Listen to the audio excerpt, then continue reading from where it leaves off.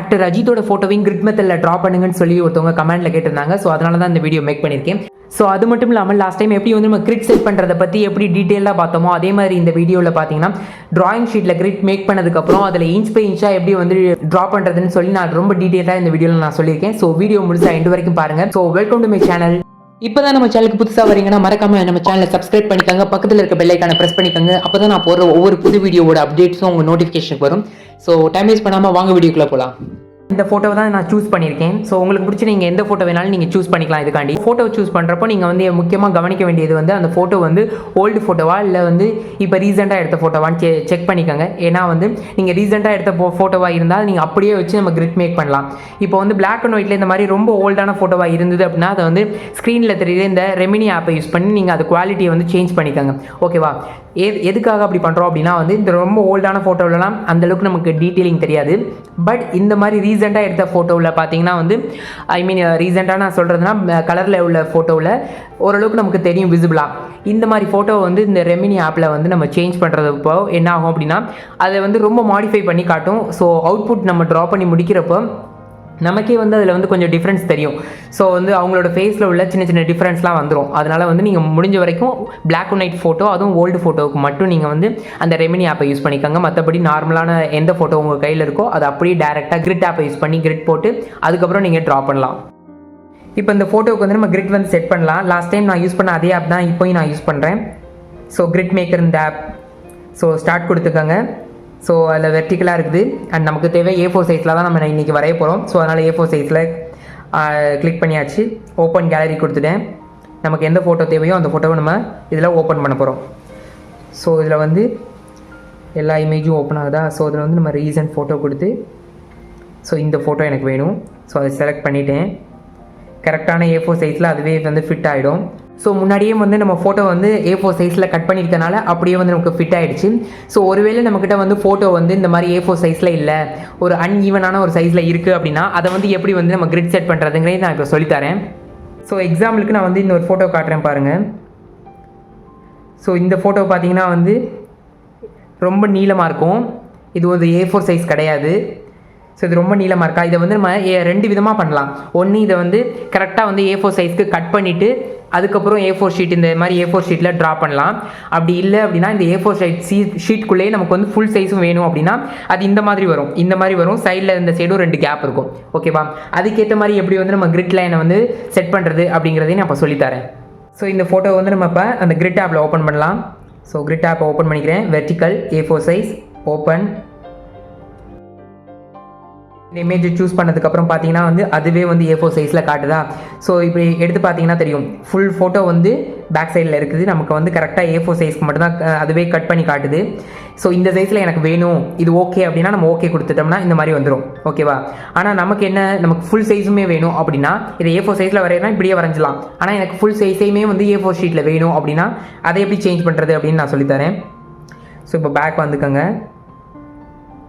So இப்போ வந்து அது எந்த அளவுக்கு வந்து அதோட ஹைட் எப்படி இருந்துச்சுன்னு நமக்கு தெரியும். ஸோ இப்போ வந்து அது ஹைட் சைடில் உள்ள போர்ஷன் வந்து நமக்கு கம்மியாக போகுது அப்படிங்கிற பட்சத்தில் நமக்கு வந்து ஒரு A4 ஷீட்டோட சைஸ் வந்து நமக்கு தெரியும் 21 சென்டிமீட்டர். ஓகேவா?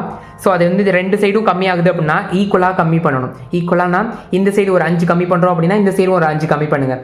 ஸோ 21ல் 10 போச்சு அப்படின்னா 11. ஓகேவா? ஸோ 11 சென்டிமீட்டருக்கு இங்கே ட்ராயிங் வரைகிறோம் அப்படின்னா அப்போ நமக்கு தேவையான அளவுக்கு கம்மியாகும்ல. ஸோ 11க்கு வச்சு பார்ப்போம். அது செட் ஆகலை அப்படின்னா நம்ம அடுத்ததுக்கு சேஞ்ச் பண்ணணும். இப்படி தான் வந்து நம்ம மெஷர்மெண்ட் வந்து சேஞ்ச் பண்ணணும். ஸோ இந்த மாதிரி டைமில் நம்ம இங்கே வந்து mmல தான் சைஸை வந்து கொடுக்க போகிறோம். ஓகேவா? ஸோ இப்போ வந்து வித்து வந்து நம்ம எவ்வளோ போடுறோம்? 11 போட போகிறோம். ஸோ இங்கே வந்து கஸ்டம் சைஸை கிளிக் பண்ணிவிட்டு கஸ்டம் சைஸில் வந்து 11 பக்கத்துலேயே 0 போடணும். ஏன்னா இதில் mmல தான் கொடுக்கணும். ஸோ ஹைட் வந்து நமக்கு அப்படியே இருக்கட்டும் 30. ஓகேவா? நம்ம கொடுத்து பார்க்கலாம். ரொம்ப அதிகமாச்சுன்னா நம்ம கம்மி பண்ணிக்கலாம். ஸோ இப்போ வந்து அந்த பிக்சரை சூஸ் பண்ணுங்கள். ஸோ பார்த்தீங்கன்னா இப்படி வந்திருக்கும். அதாவது சைஸ் வந்து நம்ம ரொம்ப கம்மி பண்ணிட்டோம். 11ங்கிறது வந்து ரொம்ப கம்மி பண்ணதுனால இந்த மாதிரி வருது. நமக்கு என்ன பண்ணணும் இப்போ வந்து? ஸோ 11ங்கிறது வந்து கொஞ்சம் இப்போ வந்து நம்ம இன்க்ரீஸ் பண்ணணும். ஒரு 15க்கு வச்சுக்கலாம், இல்லை ஒரு 16க்கு வச்சுக்கலாம், அந்த மாதிரி வச்சுக்கலாம். ஓகேவா? ஸோ இப்போ வந்து பேக் வந்துட்டு ஒரு 15 வச்சுக்கலாம், இல்லைனா 16 வச்சுக்குவோம். 16 வச்சுக்கலாம். ஹைட் அப்படியே இருக்கட்டும். இப்போ கொடுத்து பாருங்கள். ஸோ பார்த்தீங்கன்னா இது கொஞ்சம் வந்துருச்சு. இன்னும் கொஞ்சம் வரணும் அப்படின்னா நம்ம 17 இல்லைனா 18 கூட வச்சுக்கலாம். 17 வச்சுப்போம். 70 அண்டு இது அப்படியே இருக்கட்டும். ஸோ பார்த்தீங்கன்னா வந்துருச்சு, நமக்கு ஃபுல் சைஸ் வந்துருச்சு. ஓகேவா? ஸோ இந்த மாதிரி தான் வந்து நம்ம மெஷர்மெண்ட்டை சேஞ்ச் பண்ணணும். இப்போ பார்த்தீங்கன்னா A4 சைஸ்க்கு கரெக்டாக வந்துருச்சு. ஸோ இந்த மாதிரி தான் வந்து மெஷர்மெண்ட்டை வந்து நம்ம சேஞ்ச் பண்ணணும். ஒன்று வந்து நம்ம ஃபோட்டோவை சேஞ்ச் பண்ணணும், இல்லைனா வந்து மெஷர்மெண்ட்டை சேஞ்ச் பண்ணணும். ஃபோட்டோ வந்து நம்ம A4 சைஸ்க்கு கட் பண்ணிட்டோம் அப்படின்னா நமக்கு சேஞ்ச் பண்ண தேவையில்லை இங்கே மெஷர்மெண்ட்டை. அப்படி இல்லை அப்படிங்கிற பட்சத்தில் வந்து நம்ம வந்து இங்கே மெஷர்மெண்ட்டை வந்து நம்ம சேஞ்ச் பண்ணணும். A4 சைஸ்க்குள்ளே நம்ம ஃபுல் சைஸையுமே வரைய போகிறோம் அப்படின்னா. ஓகேவா? இப்போ கிளியர் ஆயிடுச்சா? ஸோ இப்போ வந்து நம்ம அந்த பழைய ஃபோட்டோவே எடுத்துக்கலாம். நம்ம அந்த ஃபோட்டோவை தான் நம்ம ட்ரா பண்ண போகிறோம் இன்றைக்கி. ஸோ பேக் வந்துட்டு A4 சைஸில் கிளிக் பண்ணிவிட்டு ஓப்பன் கொடுங்க. ஸோ இது செலக்ட் ஆகிடுச்சு.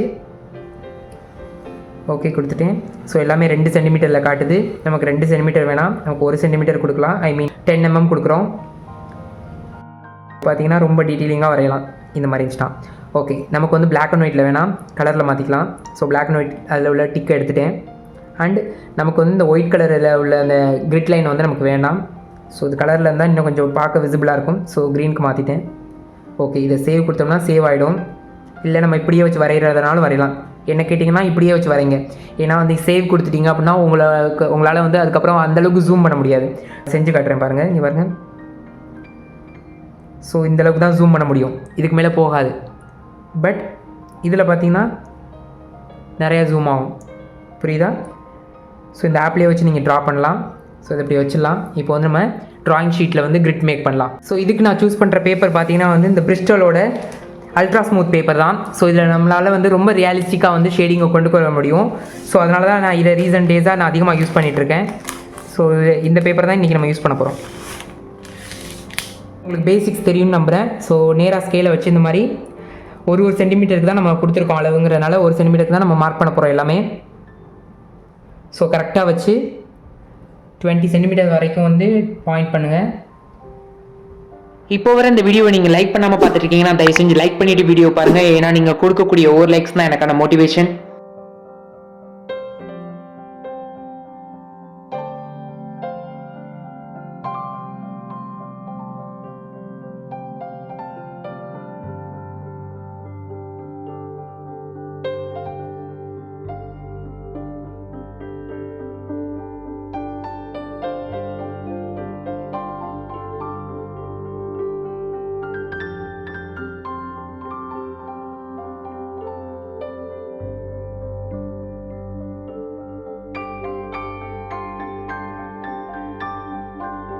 ஸோ இப்போ பார்த்தீங்கன்னா வந்து கிரிட் போட்டு முடிச்சாச்சு. ஃபஸ்ட்டு ஸ்டெப் பார்த்தீங்கன்னா நம்பர்ஸ் போடணும். மேலே வந்து மேலேயும் சைட்லேயும் போடணும் இதில் உள்ள மாதிரியே.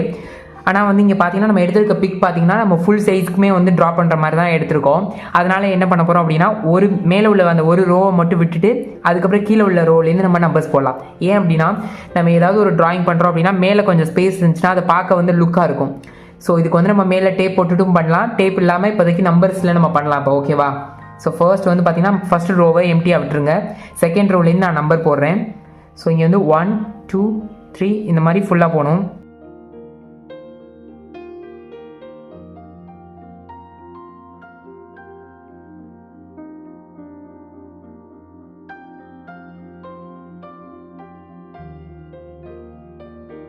ஓகேவா? செகண்ட் ரோலேருந்து நம்ம போட்டிருக்கோம் 21 வரைக்கும். அண்ட் சைடில் இந்த செகண்ட் காலம்லேருந்து தான் இங்கேயும் போட போகிறோம். ஸோ 1 2 இது வரைக்கும் இங்கே 29 வரைக்கும் போகும்.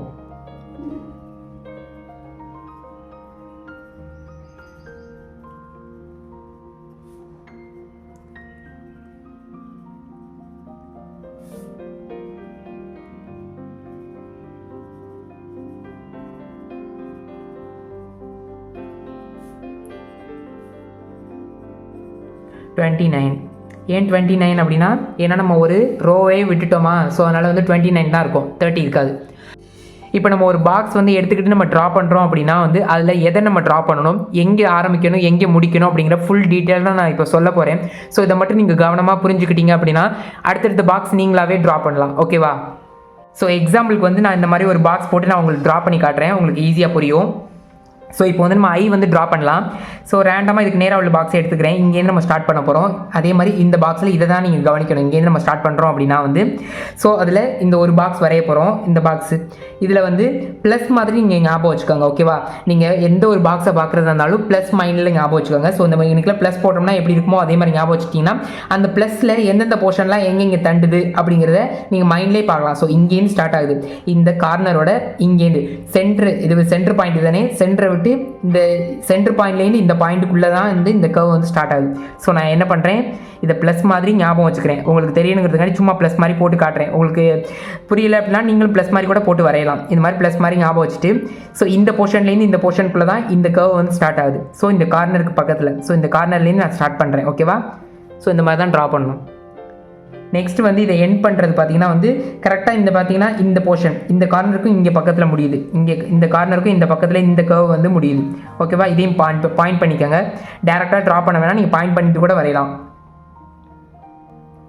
ஸோ அடுத்து பார்த்தீங்கன்னா வந்து இந்த போர்ஷனுக்கும் இதுக்குள்ளே இது சென்டர் பாயிண்ட்டு ப்ளஸ் போட்டிருக்கோம். சென்டர் பாயிண்ட்டு இந்த சென்டர் பாயிண்ட்டுக்கும் இந்த பாயிண்ட்டுக்கும் இடையில தான் இது ஸ்டார்ட் ஆகுது. ஓகேவா? இந்த பாயிண்ட் இதுலேருந்து நேராக வருதா, இதை ஸ்ட்ரெயிட்டாக ட்ரா பண்ணிடுங்க. சென்டர் வரைக்கும் வருது. ஓகே.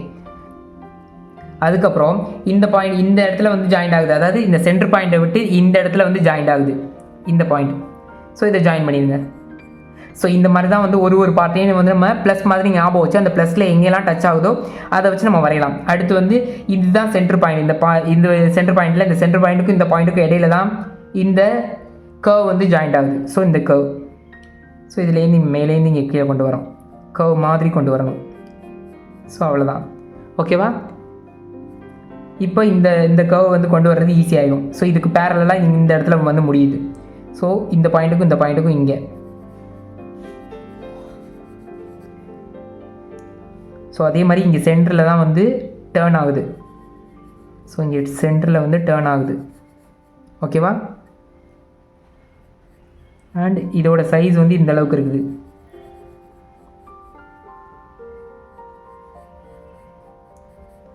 அண்ட் இதில் டீட்டெயிலிங் கொடுக்கணும். கண்ணில் உள்ள இந்த கர்வ் மாதிரி உள்ளது. ஸோ இப்படி தான் வந்து இந்த ஒரு பாக்ஸ் ட்ரா பண்ணணும். இதே மாதிரி பக்கத்தில் அப்படியே போங்க. பக்கத்தில் இந்த மாதிரி மேலே உள்ள பாக்ஸ் போனீங்கன்னா பார்த்தீங்கன்னா இது இங்கேயும் ஜாயிண்ட் ஆகி இந்த கோட்லேயே தான் ஜாயிண்ட் ஆகி இப்போ ட்ராவல் ஆகுதா. ஸோ இங்கே இந்த மாதிரி ட்ரா பண்ணணும். இதுக்கும் உள்ள கேப் பார்த்துக்கோங்க. இதுக்கும் இந்த அளவுக்கு தான் கேப் இருக்குது. ஸோ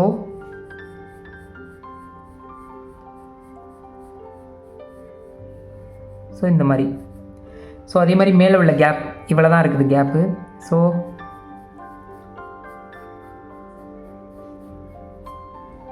இந்த மாதிரி அப்படியே பக்கத்தில் உள்ள பாக்ஸ்க்கு வந்தீங்கன்னா இங்கே வந்து முடியுதா, இது இங்கே முடியுது. அதை பாயிண்ட் பண்ணிக்கோங்க. அந்த பாயிண்ட்டையும் இந்த பாயிண்ட்டையும் ஜாயின் பண்ணிவிடுங்க.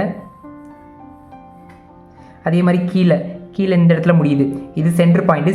ஏன்னா நம்ம ப்ளஸ் மாதிரி பார்க்க சொல்லிக்கல. ப்ளஸ் மாதிரி எல்லா பாக்ஸுக்குமே ப்ளஸ் மாதிரி ஞாபகம் வச்சுக்கோங்க, ஈஸியாக இருக்கும். இங்கே வந்து முடியுது.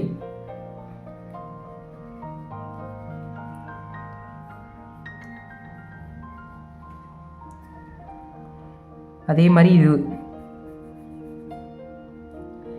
இது பார்த்தீங்கன்னா சென்டர் பாயிண்ட்டுக்கும் சென்டருக்கும் மேலே இந்த இடத்துல.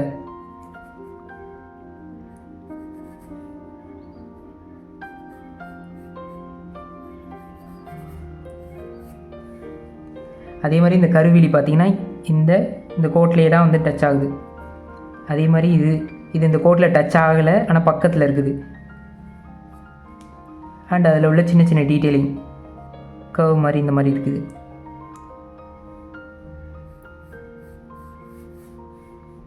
அண்ட் அதுக்கு கீழே இந்த இடத்துல சென்டருக்கு மேலே இருக்குது. இது சென்டருக்கு மேலே இருக்குது. மேலே இந்த மாதிரி ஒரு லைன் ட்ரா பண்ணிவிட்டு அதை இந்த மாதிரி கர்வ் மாதிரி மாற்றிக்கோங்க.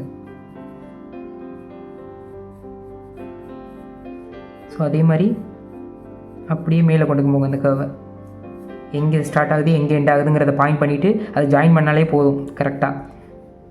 அண்ட் இந்த இடத்துல எண்ட் ஆகுது.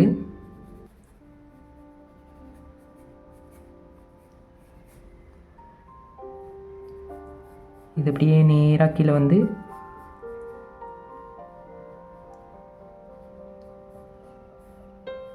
ஸோ இங்கே முடியுது.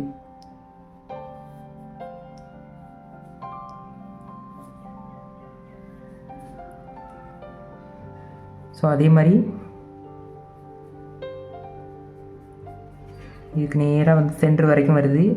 இங்கே டேர்ன் ஆகுது, கீழே இங்கே ஜாயிண்ட் ஆகுது. மார்க் பண்ணிக்கோங்க. மார்க் பண்ணிட்டு அதை ஜாயின் பண்ணுங்கள். அதே மாதிரி இது இங்கே மேலாக்கில் போகுது, அதில் அப்படி ஜாயின் பண்ணிக்கிறேன்.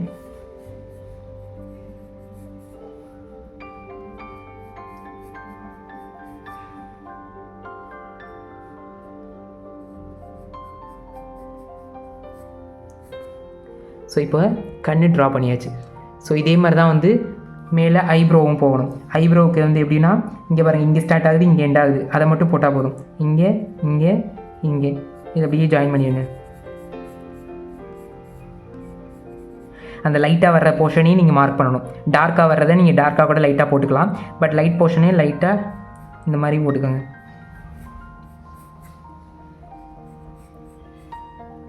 இங்கே சென்டர் வரைக்கும் போகுது, அதுக்கு கீழே தான் நல்லா டார்க்காக இருக்குது.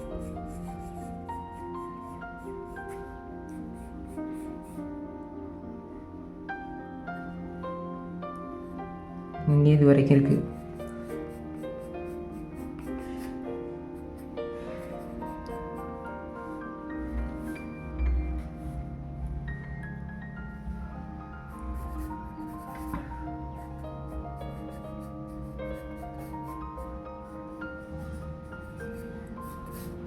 ஸோ இந்த மாதிரி தான் வந்து ஐப்ரோஸ் வரையணும். ஓகேவா? இந்த சைடு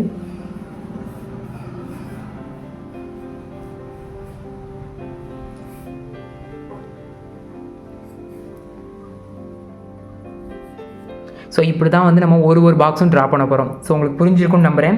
அதே மாதிரி ஹேர்லாம் நீங்கள் வரைகிறீங்க அப்படின்னா மெயினான பார்ட்டை மட்டும் வரைஞ்சா போதும். இந்த மாதிரி இப்போ ஹேர் இந்த பாக்ஸுக்கு இப்போ ஹேர் போடுறேன் அப்படின்னா இங்கே இப்போ ஸ்டார்ட் ஆகுது அப்படின்னா இதில் பாருங்கள் எப்படி இருக்குது. இங்கேயும் ஸ்டார்ட் ஆகி இப்படி போதா. ஸோ அப்போ இங்கேயும் ஸ்டார்ட் பண்ணியிருக்காங்க. ஸோ இப்படி போகுது, இங்கே போகுது. ஸோ இப்படி இப்படி அப்புறம் கீழே இந்த போர்ஷன். ஸோ இது மட்டும் போட்டால் போதும். இது மட்டும் போட்டுட்டு உள்ளுக்குள்ளே அதுக்கப்புறம் டீட்டெயிலிங் வந்து நீங்கள் அதுக்கப்புறம் அந்த கர்வ் மாதிரி உள்ளதெல்லாம் அப்புறம் மாட்டி கொடுத்துக்கலாம். அதை நம்ம அடுத்து பார்க்கலாம். ஓகேவா? ஸோ இதுதான் வந்து ப்ரொசீஜர். இப்படி தான் ஒரு பாக்ஸ்லேயும் நம்ம ட்ரா பண்ணிக்கிட்டே போகணும். இப்போ நான் வந்து ரியல் ட்ராயிங் ஷீட்டில் வரைகிறேன். ஸோ பார்த்தீங்கன்னா இங்கேயும் ஸ்டார்ட் பண்ணலாம், நம்ம கண்ணுலேருந்தே ஸ்டார்ட் பண்ணலாம். ஸோ இந்த சைடு உள்ள இந்த கண்ணு பார்த்தீங்கன்னா 5வது காலமில் இருக்குது, 13வது ரோவில் இருக்குது. ஸோ 5வது காலம், 13வது ரோ. ஸோ இந்த பாக்ஸை தான் நம்ம ட்ரா பண்ண போகிறோம். ஓகேவா?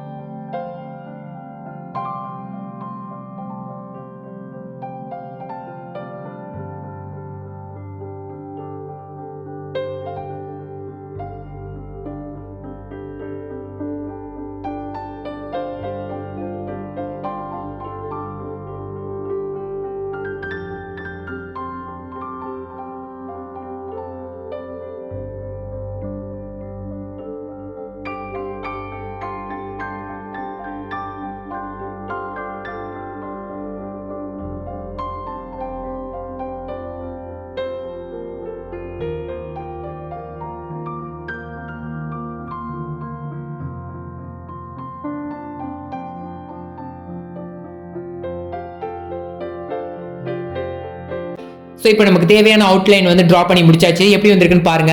ஸோ இந்த வீடியோ உங்களுக்கு பிடிச்சிருக்குன்னு நம்புறேன். பிடிச்சிருந்தா மறக்காம இந்த வீடியோக்கு ஒரு லைக் போடுங்க. அப்பதான் நம்ம சேனல் வந்து நிறைய பேருக்கு வந்து சஜஸ்ட்ல போகும். இதே மாதிரி நம்ம சேனல்ல டிராயிங் சம்பந்தமான அத்தனை வீடியோ உங்களுக்காக தான் நான் அப்லோட் பண்றேன். ஸோ மறக்காம நம்ம சேனலை சப்ஸ்கிரைப் பண்ணிக்கோங்க. டிராயிங்ல இன்ட்ரெஸ்ட் இருக்கக்கூடிய உங்க ஃப்ரெண்ட்ஸ் அண்ட் ஃபேமிலிக்கு நம்ம வீடியோவை ஷேர் பண்ணி நம்ம சேனலை சப்போர்ட் பண்ணுங்க. இதே மாதிரி இன்னொரு யூஸ்ஃபுல்லான வீடியோவில் சந்திக்கலாம். Bye guys.